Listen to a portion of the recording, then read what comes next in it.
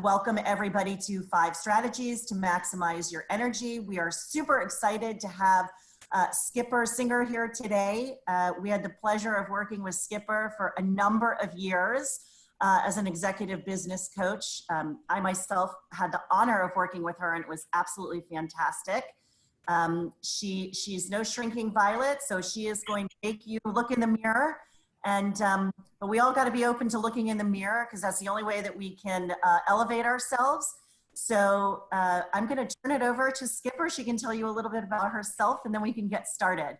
If anyone has any questions, Caitlin will be manning the Q&A or the chat, and she will go ahead and jump in and let Skipper know if you guys have any questions. So with that, take it away.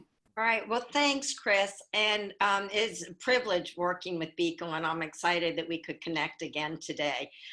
So thank you again for the invitation. Well, let's jump in, because we really want to focus on strategies to maximize your energy. And I'm curious, how many of you are feeling less energetic now than you were 4 months ago? So if we were going to do this on a scale of 1 to 5, like with 1, I'm sort of comatose, and 5, I've just had 2 Red Bulls and I'm raring to go. Just type in the chat box, where are you on that scale of 1 to 5? Let's just take a pulse and let you check in with yourself. Where's your energy now? And if you guys are getting any answers from folks, let's see where you are. Sonia, I feel that you have your -5. Yeah, we've got a -5, 3.5, some 2s, some 7s. Melissa, you're in a great place. Yeah. Melissa's at a 6. So it's all over the map, Skipper. Okay. I think I did it wrong.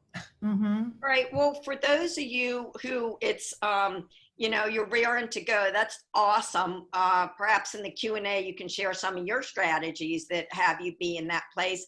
And for those of you who are on the lower end of the spectrum, that is completely understandable too, because for several reasons. First off, I saw a poll yesterday that really in some ways surprised me, in some ways didn't. It said 80% of the country felt that they were, that 80% of people polled felt that the country was out of control. And if you think of what we have experienced in the last 4 months between the pandemic, the economy, and then the civil rights protests that are happening now, there's a lot going on in our world. And some of us have never experienced these things, and certainly the pandemic has turned everybody's world upside down. But we want to focus on how you're going to be able to increase your energy today. That's really what we want to focus on.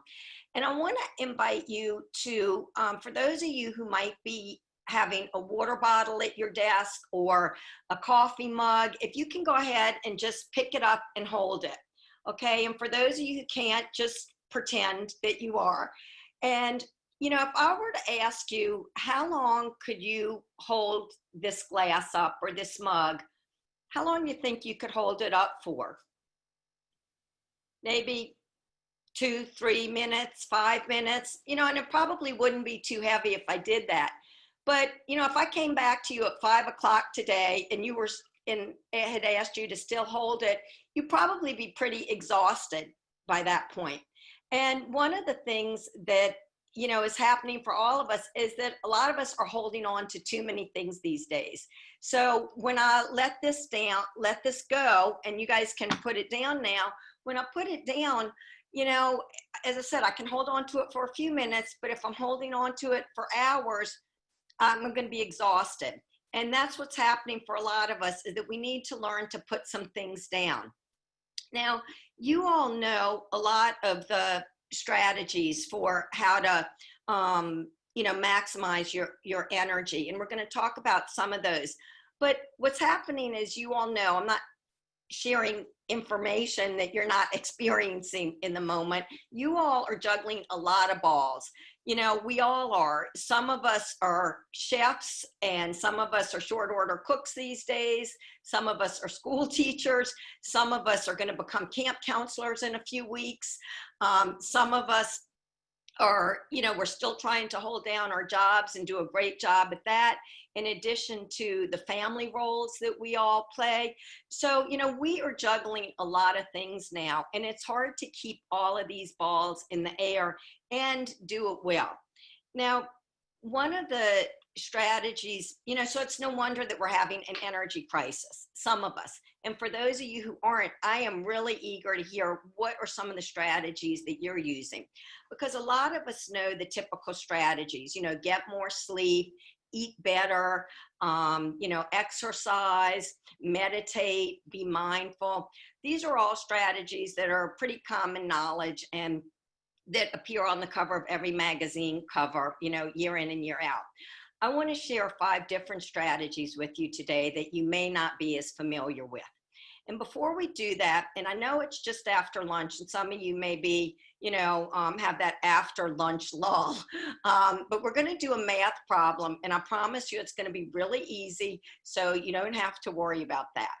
So here's what I want to invite you to do. In a minute, I'm going to ask each of you to unmute yourself, because we're going to do this collectively as a group. So all our voices will be heard together in unison. This is how the math problem is going to go, and we'll do a practice round, but let me explain it to you first. I'm going to put some numbers up on the screen, and I'm going to ask you to say them out loud as we go along. So for example, I might put the number up 2, and you'll shout out 2. Then I'll put the number 3 up, for example, and you're going to add them as we go, so you'd say 5. Then if I put the number 3 up, we would say 8. So you get how it works? So we're saying it out loud, but then we're adding it and we're saying the sum of those numbers out loud. So we're going to do a practice round. Yes. Can you give me 1 minute? I'm unmuting everybody. Okay. So if you give me 1 more second. Absolutely. I'll be getting all the way through our participants. It will allow you guys to talk, and then we can just mute ourselves again. Oh, that will be great, because I really want us to get a sense of the collective energy that we have here. I'm working on it. No worries. 1. Oh. right. Yeah, this is gonna test your math skills, but I promise it's nothing too advanced. You can do it. I have faith in you.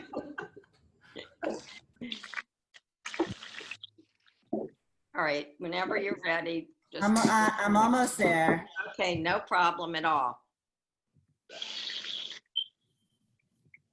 All right, can you feel the energy building as we're getting ready to do this now? It's, the anticipation is exciting. I am literally at the last few. Perfect. Okay. All right, so here's what we're going to do, guys. This is the practice round, all right? So remember, we're going to shout out the number all together. Let's hear it loud and clear. And then we're going to add them up as we go. So we're going to practice, all right? 100. 100. 140. 140.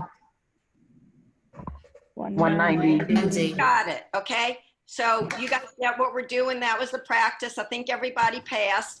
Now this one we're gonna do, it's gonna move kind of fast. So, you know, let's hear your voices loud and clear. Show me your energy, that Red Bull energy, all right? So here we go. 1,000. 1,000. 40. 2,040. 40. 2,070. 3,070. 3,090. 90. 4,090. 5,000. 10,000. Yeah, that was 5,000. Right. Oops. Wait a minute. Let's look at that again. Oh. It's actually 4,100. Oh, wait a minute. What happened there? Let's take a look. Okay. We all failed. It's 1,000, 1,040, 40, 2,040, 40, 2,070, 70, 3,070, 3,090, 4,090, 4,090, and 10. Kens, come quick. 100. Okay, y'all can unmute now. So what happened there, guys? Because this is insane. She went to put on pants. 5,000. Say hi to Mrs. Well, we Miss Martin. Hello. Good.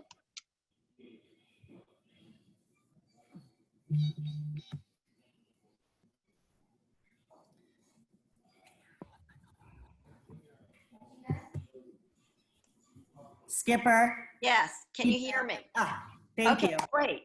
So guys, what happened there? Because this is simple math, right? Those of you who are homeschooling, you probably could even do this one, all right? But it's 4,100, but we all said 5,000. How can that be? Well, we reacted. We were moving quickly. How many of you all are usually moving pretty fast these days? So we reacted, and we get caught up in the momentum. And so that a lot of times can cause us to just, get things inaccurate or get swept up. But what happens is we react to circumstances and we react to other people's agendas. And this can drain our energy big time. So, think about circumstances we've all been dealing with that we talked about, the trifecta and then some. And, it's no wonder that some of our energy is being drained. And then think about how many of you have ever had a day, if you can just, raise your hand or say in the chat box, yes, that's me, or no. How many of you have ever had a day where you weren't interrupted? Like a no interruption day. Has anybody experienced that? Were we seeing any answers in the chat box there? I'm hearing a never, and yeah. Right. It doesn't happen. So we get sucked up into other people's agendas, forgetting our own and our own priorities. And that can sometimes drain our energy too, particularly those of us who are people pleasers. We sometimes can lose ourselves. So my goal for today, we have 3 goals that I'd like to share with you by the time we finish up our conversation today. And that is, one, that you leave with more energy and an increase in your positivity. And you'll see the impact that has on energy. That I'm going to share some tools with you to maximize your productivity, effectiveness, and your focus, because all of these things impact our energy. And then hopefully you'll leave with some tools to reduce your stress too. So speaking of stress, many of us have felt stress these days. And stress comes from things that you can't predict or control. It also comes when our expectations don't match reality or what we're experiencing. Think about the times when we get stressed out, there's often a disconnect. And the challenge with stress, and this is why it's so harmful to our energy, and that we want to be aware of the impact that it has. In addition to our energy, stress can wreak havoc in our metabolism. It raises our blood pressure. For those of us who sometimes feel a little bit gassy, it can make you more gassy, which is not a good thing on the home front. Thus, it can ruin your sex life. And so that can sometimes be harmful. And if that's not enough, it also can damage your brain. And these are proven effects of stress from a book called Why Zebras Don't Get Ulcers by Dr. Robert Sapolsky. Now let's talk about, why don't zebras get ulcers? I'm sure this is probably not a question that has been keeping you up at night, and I want to share the answer so it won't keep you up tonight. The reason zebras don't get ulcers is because, they're out in the bush. And, it's pretty rough out there because it's really, it's a hard life out in you know, for any that you have been on safaris, or, you know, it's a hard life out there because it's kill and or be killed. And so there's a lot of fight or flight happening in the bush. And zebras don't get ulcers because, you know, when a predator comes to attack them, they either, you know, they're flight or fright syndrome, and they will, you know, get revved up and they'll run and they'll flee. Okay, so the event happens, there's all, you know, they're fearful, they run, and then the event is over. Let's say the lion or the predator disappears and the event is over. And then they go back to their calm state. They go back to being a zebra and just eating, you know, the stuff around the bush. What happens for us as humans, and the reason that we get ulcers, is because we have a challenge to go back to that calm state. Think about it. You know, when you're in traffic and somebody cuts you off, you know, and you're still carrying it by the time you're at your destination, and you're thinking, I can't believe that person cut me off. Why? How could they do that? And we still stay in that agitated state. We have a more difficult time going back to that sense of calm. Or think about when you're in the grocery store, and, you know, for those of you who haven't been Instacarting, or, you know, pre-COVID when you used to go to the grocery, you know, and there's the express aisle, and, you know, you get upset if somebody has 15 items in the 10-item aisle, right? And you get worked up, and then, you know, before you know, you're carrying that long before they are. I actually saw one time a grocery store had a sign that said approximately 10 items, which I thought was a great idea as a way to, you know, resolve that issue. But that's what happens. So as humans, we stay in that revved up state. We have a harder time coming back to that calm. And so that's why zebras don't get ulcers. And, you know, it's one of the reasons why you're seeing, you know, such a big uptick in the mindfulness trend, and, you know, all of that is ways for us to stay calm and let go of things that aren't serving us. Just like in the beginning when we needed to let go to put our water or coffee mug down, because we have to start letting go of things. Now, I want to find out from you and do a poll. What are some things that are draining your energy? Like, what are your top energy drains? If you could type that in the poll in the chat now, let's just get a sense of what's going on for you. What are some top energy drains that you're experiencing right now? So Chris or Caitlin, what are you all seeing in the chat? What are folks experiencing? All right. We have getting to work in the morning, lack of work, too much work deadlines, relentless Zoom meetings. Well, we're glad you're on this one. Work-home balance, too much time at home, worrying about staff and keeping people employed. Sounds like a lot of work. Babies, housework, cooking, and trying to keep it all together. Right. Yeah, that meal planning can be very challenging, you know, and keeping the variety, particularly if you have kids. Yeah. So, yeah. Anything else, Caitlin? Go ahead. I'd love to hear. The last two, poor sleep schedule and listening to angry people. Yeah. So that's, you know, it's a lot of work concerns and home concerns too, and juggling the two. So that's, hopefully today, some of these strategies will be able to ease some of that for you. And I want to share with you, this may surprise you. These are the top 3 energy drains in surveys that have been done. The first is not believing you have a choice. So if you think about it, this may connect to some of your work ones because you don't feel that you have a choice. Or for those, you know, the person who said about cooking, maybe you feel like I'm the only one who can do the cooking and the meal planning. So perhaps you feel that you don't have a choice. So this could relate to some of the things that you all shared. The second thing is not being able to say no. So think about it. I can't say no to my manager. I can't say no to my employees. I can't say no to the customer. I can't say no to my spouse or my kids. So that's a second energy drain. And then the third is not finding support in people or relationships. And this is a really significant one because in resilience studies, one of the key factors, there are two, but this is number one for resilience, is feeling that you have support or that you have a relationship that supports you. So this is really, really significant. And I know particularly with all of the home time a lot of us has spent the last several months, this can sometimes be challenging as we divvy up, the house chores or, whatever it is that needs to get done to run both the office and the home.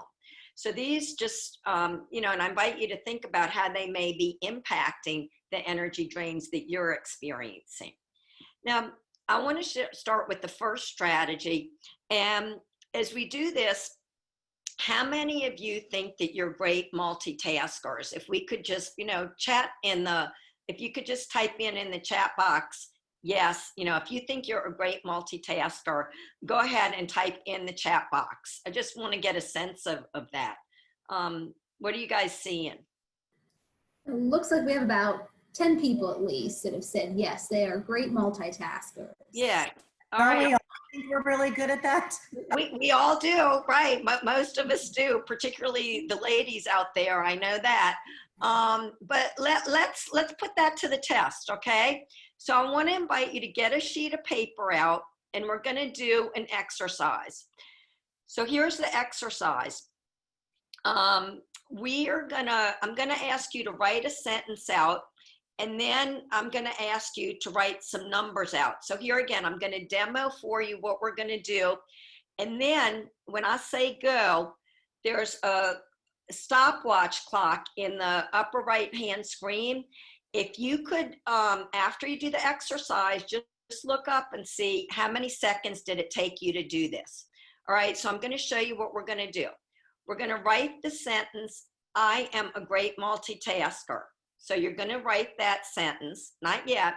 And then you're going to go through and write 1, 2, 3, 4, 5, all the way till you get to the end of tasker. So 2 things, I'm a great multitasker, and then you're going to put numbers to each of the letters above.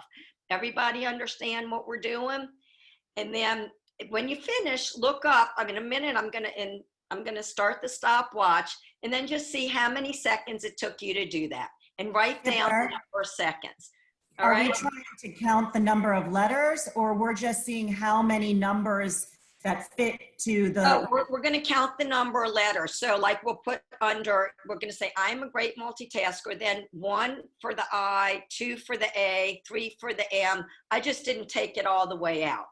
Okay, so it would be like probably 20 something. I just didn't take it all the way out, but that's the concept. Okay, so I'm going to take that as a thumbs up that everybody gets what we're doing. And on 3, we're going to start it and check your time. Don't forget to write down your stopwatch time. All right, here we go. 1, 2, 3.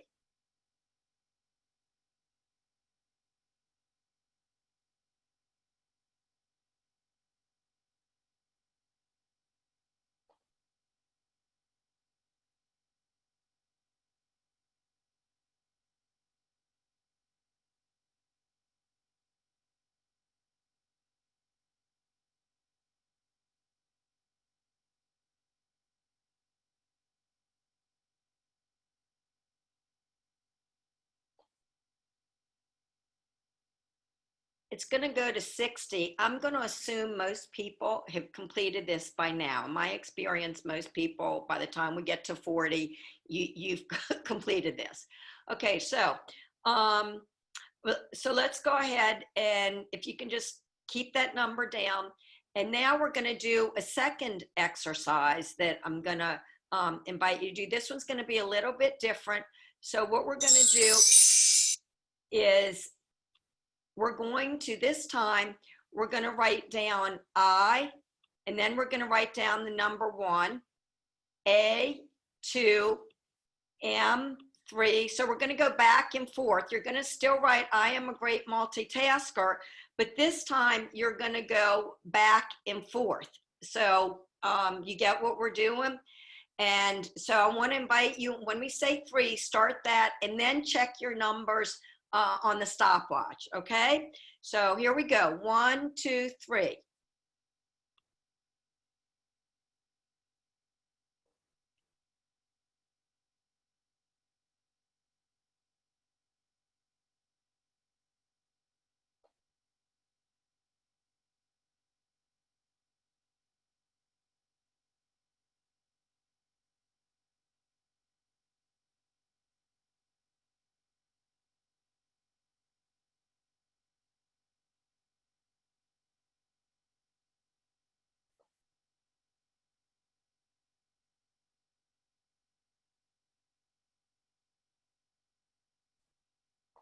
We'll let this one run out to 60 in case people need the time.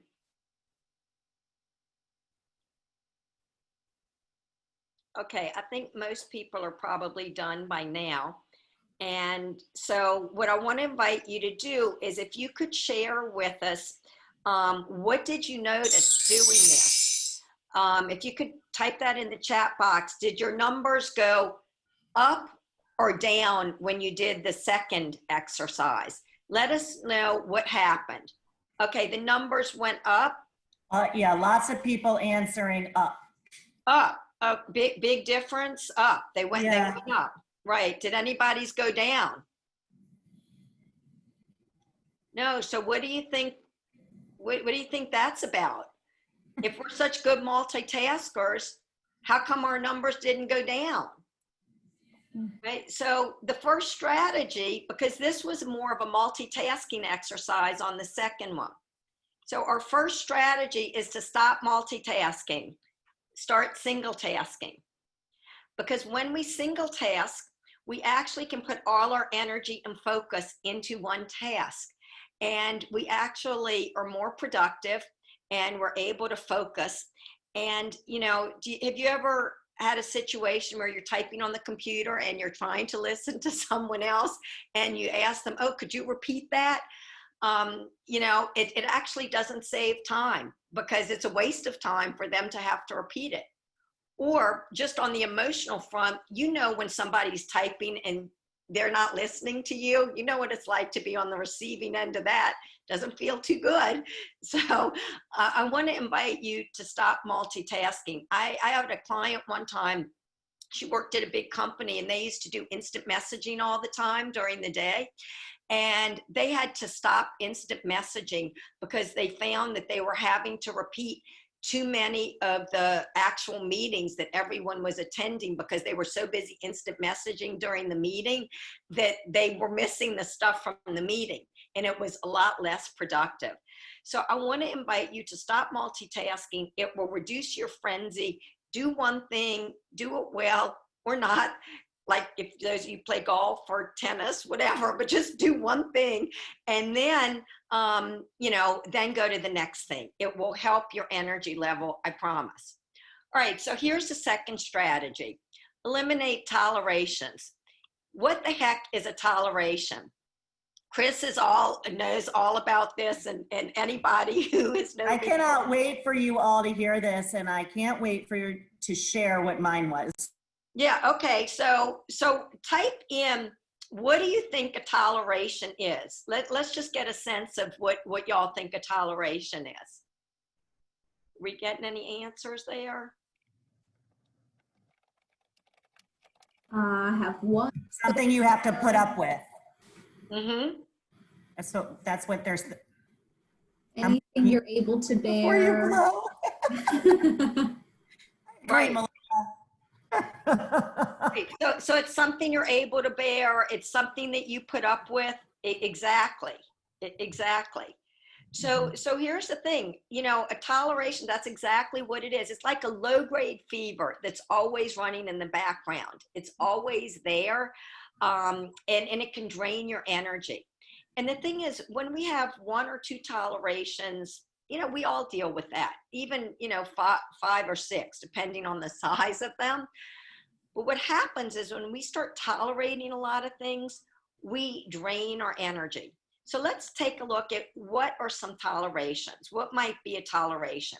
I'm going to share some, and then I want to invite you to type some in the chat box. And then Chris, certainly if you have any to add, we'd love to hear your experience of what happened when you started cleaning them up, because this is really key. So examples of tolerations can be simple things, like it could be a burnout light bulb, like when you pass the lamp or the ceiling and you think, oh, I got to change that light bulb. It could be carrying a purse that's too heavy and you can never find your keys or your wallet. It could be the pile of books by the side of your bed, or the magazines that keep coming and you're not reading. It could be a cluttered inbox in your computer, and every time you come on it in the morning, you think, oh God, I got to get through this. It could be something much bigger. It could be a conversation that you haven't had with someone yet that could be draining you. And every time you see the phone ring, you think, oh my gosh, I don't want to pick it up. It could be, so-and-so calling. So, or you're spending energy avoiding that person. So tolerations, it could be a big thing, it could be a small thing. Let's say pre-COVID, you always wanted to take a trip someplace and you haven't done that yet. That could be a toleration. A toleration could be not going to the gym when you promise yourself you're going to do that. So you get the idea of what these are. Another big one is, how many of y'all have experienced where the gas tank goes to empty, right? And that light comes on and you say, oh, I'm not going to let that happen again. And you just hope that you get to the gas station and you say, okay, never again. But of course it happens again. But that's a toleration, because for some reason we think we can't fill up on a half of a tank. So tolerations, they can be small, they can be big. But what I know from years and years of dealing with them for myself as well as my clients is that tolerations drain us. And so the fewer tolerations we have, the better. Now, there are 3 ways that we can deal with tolerations. We can just eliminate them. So for example, you could just fill up the gas tank earlier. You could just change the light bulb. Okay, these are easy things. You could just go have the conversation that you need to with whomever. So 1, you take care of it, eliminate it. 2, you can hire it away. So for example, it's spring now, some of us might like a pretty front yard, but we're so busy between cooking, camp counseling, teaching, working, and we don't have time to deal with it. But, we could hire a gardener to come in. Or, for example, I hire somebody to help me with my IT for my business, because that's not my sweet spot. My energy is better spent someplace else, because the computer issues would drain me. Or for those of us who are lucky enough, you can delegate. You may have kids at home you can delegate to. You may have people at the office that you could delegate to. Not all of us are in a position where we can delegate. And for those of us who are, this is also another way to eliminate tolerations. So I'm curious. And so here's what I want to invite you to do. I want to invite you to write down on a sheet of paper, what are a couple things you're tolerating? And then how are you going to eliminate? How are you going to clean them up? Are you going to either eliminate them, hire, delegate? And if you really want to push yourself for extra credit, by when are you going to do that? And I would challenge you to pick one of these and clean it up by the 4th of July, because that will give you some freedom and independence in a different kind of way. Many of us have actually cleaned up our tolerations during the pandemic when we've had so much time at home. Like if you have a cluttered closet, or your pantry needs organizing, or your garage needs cleaning. These are things that you may have already cleaned up. But what I want to invite you to do is jot down on your sheet of paper which ones are going to impact you the most, and that you're going to clean up, and how and by when. And if you can share something in the chat box, please do. We'd love to hear. And I promise you, you will not be alone, because everybody, you'd be amazed at how similar a lot of our tolerations are. So while they're going in the chat box, Chris, do you have anything that you want to share in your experience with dealing with tolerations? Yeah, so one of my tolerations when we went through this exercise when I was working with you was the mail. It was very overwhelming to me. Every time that I would come home, there would just be this pile of mail sitting waiting to be handled. And so I would let it pile up and pile up and pile up Yeah. until it just drove me so crazy that I would have to take care of, going through it. But we came up with a system. I did delegate to my children to bring the mail up and to separate it because that made the task that much less overwhelming. But it looks like, Caitlin, why don't you share some? Because it looks like a bunch of good ones are coming in. Yeah, what do y'all have? So we have one, take care of a stack of reading materials, clean the garage, and we have another person who's been asked to be a chairperson on another committee, and they want to give themselves permission to say no. Give yourself permission, right? Absolutely. And we're all giving you permission to say no. Absolutely. Absolutely. Yeah. So those are great ones. And I want to invite you, for those of you all who are taking on projects like cleaning the garage or, something that, feels overwhelming. I really want to invite you to ask who, not how. Can you enroll other family members in that project and make it fun like Chris did with her kids with the mail? Also break it down into bite-sized increments. If you think, oh my gosh, I can never spend a whole Saturday doing this, then do it in 15-minute increments, or spend 2 hours doing it and then, come back another time. So that way you're more likely to put in 2 hours than you are like 8 hours. Oh my gosh, you're never going to find 8 hours of free time. I can tell you, during the pandemic, I subscribed to the Peloton app, and they have 5-minute ab workouts, 10-minute ab workouts, 10-minute strength training. You can find 5 minutes during the day. So, or those of you who are cleaning out piles of files, break it down, set a timer, just say, I'm going to do this for 15 minutes. At the end of the 15 minutes, give yourself permission to stop. You're done. But at least you've put a dent in it. And if you will do that for even 15 minutes, 5 days a week, there you go. You put an hour into that and you've gotten it done. So break it into bite-sized pieces that are manageable for yourself. So I really want to invite you. This is something that will change your life and really impact your energy. If you start looking at tolerations and as drains, you will get into action faster. Think about the difficult conversations with people. When that hangs over our heads, you will clean that up much faster and go have the conversation with Sue or John much faster, because you don't want that hanging over your head or causing sleepless nights. So I really want to invite you to focus on this one, because this one will be a game changer for you. Now, we talked about stop multitasking. We talked about eliminating tolerations. Yes. We got a great question. Oh, yeah. What do we have? Hold on. How do you eat an elephant one bite at a time? Exactly. Right. That's exactly right. So, and it's the ants that ruin a picnic, not the elephant. So, it's these little things that weigh us down. So one bite at a time, that's the way to go. All right. And you can focus on bite-sized pieces. So this has to do with our third strategy, is around your focus. And you can choose your focus and what you want, the perspective that you want to have. So I want to give you another opportunity to check in with yourself on a scale of 1 to 7.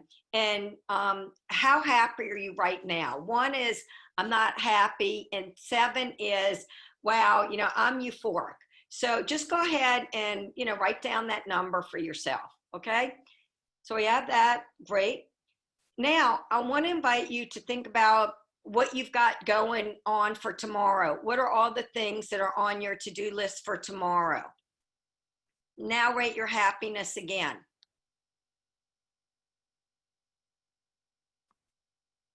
Okay, now I want to invite you to also, check in on the chat. What happened for you? Did it go up? Did it go down? Caitlin, what happened? Let us know, because I want to check in and see where Well, where mine you went are. down. Went down. That's very common. And It for went down, maybe same. stayed the same. Yeah. For those of you who went down, what do you think had it go down? Why do you think it was going down? What was causing that? Just thinking about all the things you have to do. Yes, Overwhelmed. I get you. Overwhelmed, right. Well, that's the thing. So when we move out of the present, we can shrink our happiness. And so staying present is the best way to increase our happiness and our energy. Because what happens is sometimes when we go, spinning out to the future, we start to worry. And worry never robs tomorrow of its sorrow. It only zaps today of its strength. So what we want to do for our third strategy is to focus on what is within your control. And I want to invite you to do an exercise with me. And this also can be really, really powerful when you start writing things down and get it out of your head, because things start spinning in our heads sometimes, and that drains our energy. So here's what we're going to do. We're going to do an exercise where we're going to look at what's within your control and what's outside of your control. So I'm going to give you an example, but before I do that, I want to invite you to think about something that's draining your energy. Think of this thing, whatever it is. It can be a thing, it can be a person, it can be a situation, whatever it is that's causing you stress, that's causing you worry, or that's draining you. Okay, so hopefully you have that in mind.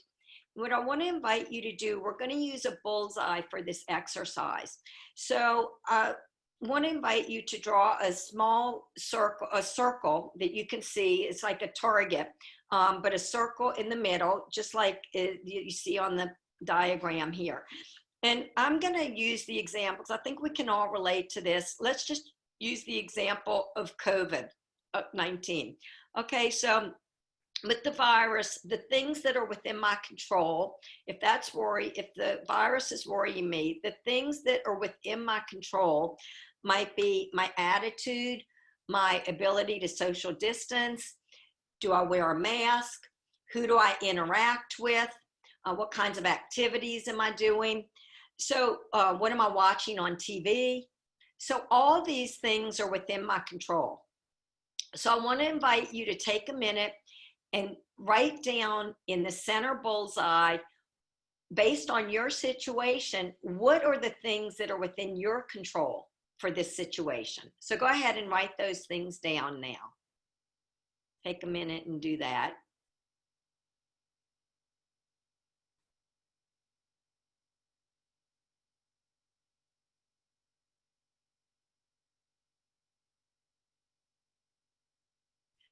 Okay, and feel free to keep writing. I'm going to share with you the next circle on the outer circle is what we call the circle of influence. And these are things that are not within your control, and they are within your circle of influence. So back to my COVID example, within my circle of influence might be what my spouse does, whether my spouse wears a mask, what your kids do. These are things that might be within your circle of influence.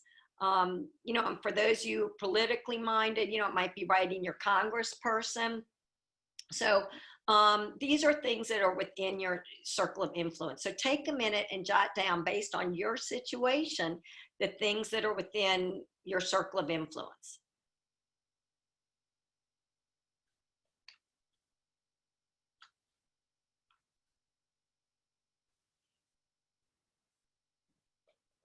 Okay, now we're going to go to the things that are outside of your control. So going back to the COVID example, the things that are outside of my control are the economy, when a vaccine is going to be found, if other people wear masks, if other people social distance. These things are all out of my control, what's happening, throughout the world with the spread of the virus, that's outside of my control. So take your situation and jot down all the things that are outside of your control based on your circumstance.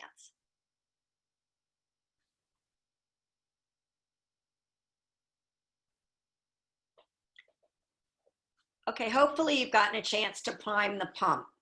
You can go back and elaborate on this after.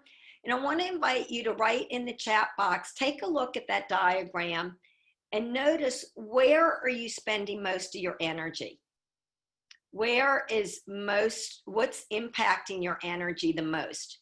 Is it the things that are within your control, your circle of influence, or outside of your control? Where are you focusing most of your attention and impact or worry?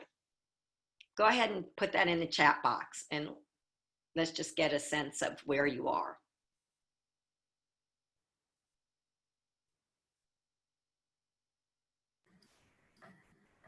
Looks like we have 2 so far for things that are outside of my control and 1 for circle of influence. Okay. And a few more for outside of my control. Right. Okay, so what does that say? The good news is you can choose where to put your energy, because how much are you able to impact or influence the things that are out of your control? Caitlin, are you seeing any others? It looks like pretty much everybody is saying either outside of their control or the circle of influence. Right. Their own influence. Pardon? No one has said their own control. Right. That is not a surprise. And so what I want to invite you to look at is, given that you are putting your energy in things that you cannot control, is that the best place to put your energy? And where do you want to start to focus your energy? Perhaps it could be in your circle of influence or in your circle of control, within your, your own ability to impact it, i.e. your attitude. That's a big one. A lot of people forget that that's always within your circle of control. For those of you who put circle of influence, I want to invite you to think about, is it possible to move that circle of influence to within your control? Maybe it is, maybe it's not. But, at least notice where you're putting your energy, because we can always choose that. Now, our 4th strategy is to spotlight your self-talk.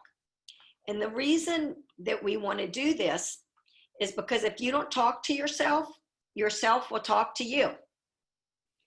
And this is a huge energy drain for a lot of folks. It can also be an unbelievable booster shot too, depending on the quality of your self-talk. Now, pre-COVID, many of us used to travel. I love to travel. And I don't know if you're like me, but on occasion, I would overpack, just on occasion. And that rule that they say, put everything out on the bed and then take away half of it because you won't need it. Well, our thoughts are like this suitcase, where a lot of times we overpack thoughts in our minds. Remember single tasking versus multitasking? Well, our thoughts, a lot of times we don't single task our thoughts, right? We don't have just one thought. We have multiple thoughts. And for those of you who are golfers out there, any successful golfer knows you can only have one swing thought at a time. So I want to invite you to start thinking about that with your own thoughts, is to narrow it down. It's like when you're packing, they say, choose one color to build the wardrobe around. It's like with your thoughts, pick one thought at a time, because that's really all we can focus on at a time. Because often we're running all of these thoughts in our heads. I don't know how many of you all can relate to these. I want to do it perfectly. There's a story of this hitchhiker. He was out in Oregon and he was hitchhiking. He wanted to get to Miami. So he's got his thumb out and the driver stops and the driver says, "Oh, I'm going to Fort Lauderdale." And the hitchhiker says, "Well, no, thanks. I'm going to Miami." For those of you who know Florida geography, Fort Lauderdale is about 45 minutes from Miami, depending on traffic. How many of you all feel, I feel guilty. It's hard to say no. Somebody said that earlier in the call. Give yourself permission to say no, or no, not now. No doesn't always have to mean forever. For those of you who are in sales, you know this. It's often a no, not now. I'm selfish. They need me. We hear that a lot too, especially at home now with everything happening. What if I fail? Failure is really a function of fear. And the two things that really motivate a fear are looking good and not looking bad. You can narrow all the fear down in the world to those two things. And then, this is another voice we hear often. Is it enough? Am I enough? So I just want to invite you to, think about your self-talk and how much of this is going on in your head. And, think about it. Would you, if you had a friend who had this self-talk going on, what might you say to him or her? Because it really can be energy draining. And so we want to focus on positivity. It takes just as much energy to have negative thoughts as it does to have positive thoughts. And I'm not talking Pollyanna, I'm a realist. But you can add a girl yourself or add a boy yourself rather than say, oh, I cannot believe you did that again. How can you be so stupid? Maybe it's that this is a cute story I heard. For those of you who know Brene Brown, she does a lot of work on vulnerability, and she's written a book, Daring Greatly, and she's got the most popular TED Talk ever, Jeff. That's, really popular when they are. And one of the things, this was a cute story she told about her daughter. Her daughter was doing an art project in school, and the teacher says, you're really messy. And the daughter, you could tell she's Brene Brown's daughter. She says, I'm not messy. The art project is messy. So, so I want to invite you. That's a great example. It's the behavior or the situation that may be lousy, but it's not that you're lousy or that you're bad. But Barbara Fredrickson, she's the mother of positivity, and she says the negative screams at you, but the positive only whispers. And this is so true. Think about it. You do something and then you make one mistake and you focus on that one mistake rather than, on all the accolades. So I want to invite you to shift your perspective on that.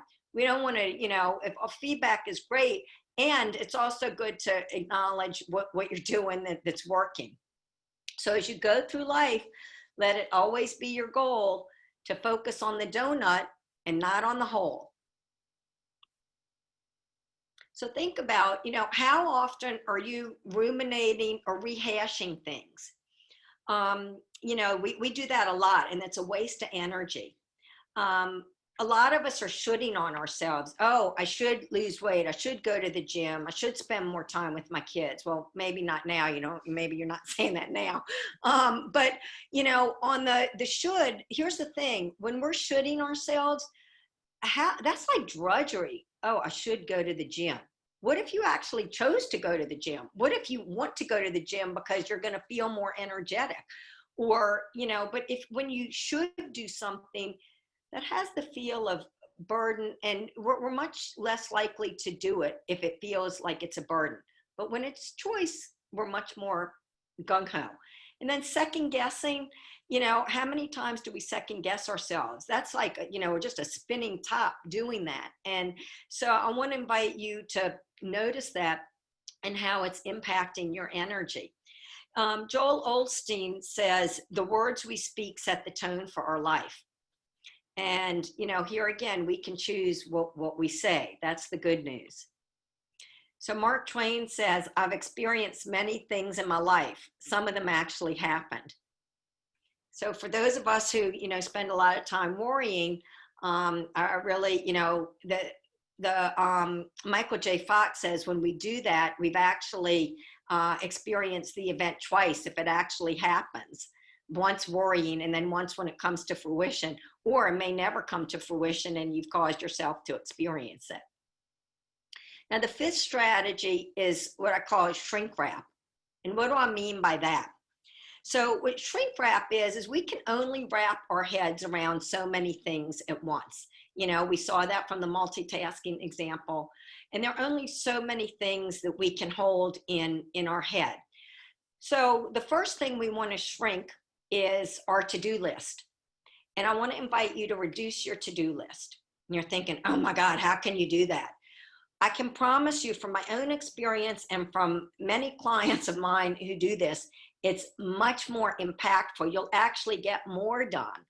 And have any of you have experienced where, let's say on a Saturday, you have 15 things on your to-do list or errands to run, and you know, you maybe get 3 of them done for, if you're lucky. How do you feel at the end of the day? Like, oh, well, you know, I'm kind of a failure here. I didn't have a successful day. I got all these, you know, 7 things left to do. Or, you know, on a work day, you've got, you know, 20 things. Well, that's not going to, they're not all going to happen, because remember, we've never had a day without interruptions. So we're going to get interrupted. So those 20 things are not going to happen, right? So when we reduce our to-do list, we actually can feel more energized, because at the end of the day, we actually feel successful when we get those things accomplished, and it's realistic. And I'm not saying that all those things aren't important, just prioritize them. So that leads to our second part of shrink wrapping, because we can only wrap our head around so many activities. Prioritize them. And I want to invite you to prioritize your top 3 priorities. So don't just write the to-do list. On that list, what are going to be your top 3 priorities when you leave today? What are going to be your top 3 priorities for tomorrow? So I always do this at the end of every day before I leave work. What are my top 3 priorities for the next day? And, you know, particularly now during COVID times, when we're all playing multiple roles, it might not be a work priority. It might be something that your kid is dealing with, or your spouse is dealing with, or something that you have to take care of on the home front. But so prioritize your top 3 priorities. And I'm curious, how many of you all are doing that now? If you could write in the chat box if you're doing it, or if you are, what you're noticing. Just write down, actually, just write in yes or no. And then for those of you who write yes, what's the impact when you are prioritizing, when you do that? So we have mixed reviews so far. We have 2 no's and 1 yes. Mm-hmm. I know, speaking personally, when I've prioritized 4 or 5 things to do the next day, I think I'm a lot more productive with them. And that's what it sounds like here. Yes, feeling more productive, things run more smoothly, get more things accomplished when I write a list. If I've done the most important things, then it's okay if I miss the others. Exactly. That is the whole purpose, because right, you actually start with your most challenging things first. And so this is really important, because what it allows you to do, it allows you to marinate or percolate, so that, you know, you may be able to, the next day when you come in, let's say you have a proposal that's number 1 on your priority list. With that proposal, you might choose not to take the incoming phone call, or not to do something else, because this proposal is your number 1 activity. So it helps you choose what to say yes to and what to say no to. I have a client who started doing this, and this is a direct quote from her. She said, I'd have a slower start if I woke up and came up with my to-do list. Now I can think about it in the shower. I just went to my computer and started in on a paper I had to write. So it allows you to dive into the deep end immediately, rather than start in the shallow end and kind of wade into your day. So I really want to encourage you. This is going to increase your energy, and when you start shrink wrapping. And then the last part of this is, you know, choose where you want to put your energy. That's what we mean by budget your cognitive resources wisely. You know, let's say your energy is like $100 bill. Well, do you want to spend 50 of it by 10 a.m. because you got ticked off at the person who, you know, cut you off at the stoplight. You know, you got agitated with your kids, and, you know, you got upset about something that you read. So, you know, you spent $50 of their $100 by 10 a.m. So budget your cognitive resources wisely. And as we start to wrap up here, I want to remind you that choice really impacts your energy. When we feel, you know, that we're able to choose, remember that was one of the top 3 energy drains. And when we are able to choose where we put our energy, we're much more in balance and feel much more grounded. So you can choose that. And remember, action increases energy. It's the procrastination that starts to weigh us down. And when we get into action, that eliminates fear. It also eliminates energy. And understand that dealing with life is really a matter of personal choice. So choose to be happy, find joy in the simplest things, and see beauty in each person that you meet. And I want to just share one action plan item for you before we wrap up with a quick story. You know, any good coach knows it's great to have awareness, but a better coach knows that you have to have awareness that you put into action. And I want to invite you to write down in the chat box, what was your biggest takeaway from today? What are you taking away? If you can write that in the chat box, we'd love to hear. And also you might write in, what's one thing that you're going to get into action on after today? So what I want to invite you to do for yourself is pick one thing, and what are you going to do, and what might get in the way of it? Jot that down for yourself, and how are you going to overcome that, and by when? And I want to remind you to clean up a toleration by the 4th of July, because that's going to be a gift for yourself. And Caitlin, what are we taking away? What are folks taking away from today? I think they're still contemplating. Yes. Okay, well, you guys can keep They're stewing contemplating. on I'm it. going to share a story as we wrap up here, and then Caitlin can share what you're taking away.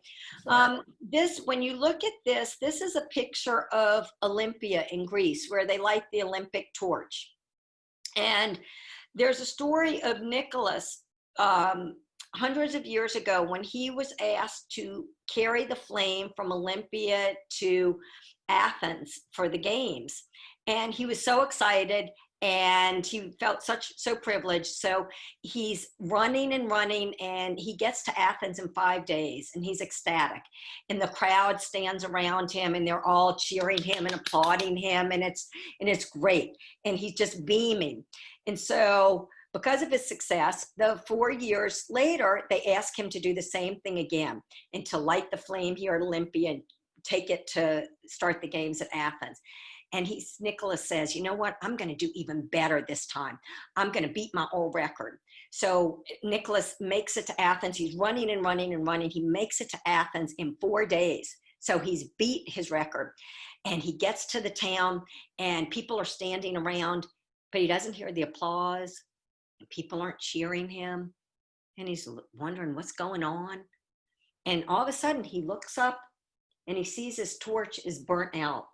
His flame is no longer flickering. And I want to ask you, what are you doing to keep your flame lit? How are you keeping your energy alive?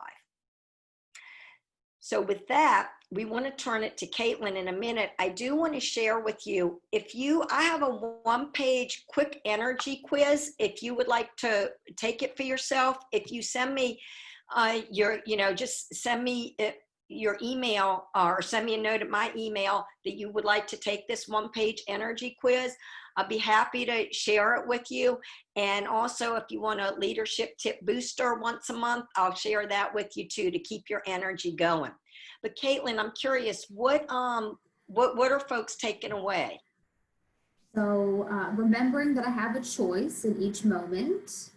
A great takeaway for me was, how would you talk to your friend if they express these thoughts?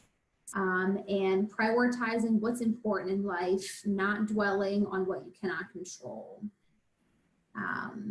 Yep. another person said focusing on what I can control. Yeah. I just want to add one thing for y'all who put that. One of the things that's a great thing to do with that exercise, I have a client who did that with one of her children once, who was concerned about something, and she actually sat down with her child and they mapped it out and went through each of the different circles. And it was so helpful for her child because the child then was able to shift her focus, and it was really, really helpful. This is also an exercise you can do with your team, particularly now when your teams might be feeling uncertain about things.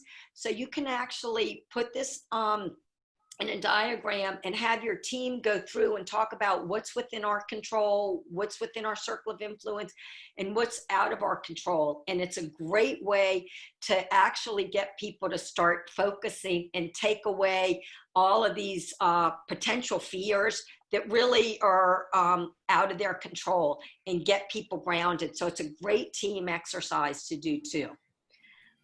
So with that, I wanted to say thank you so much to Skipper.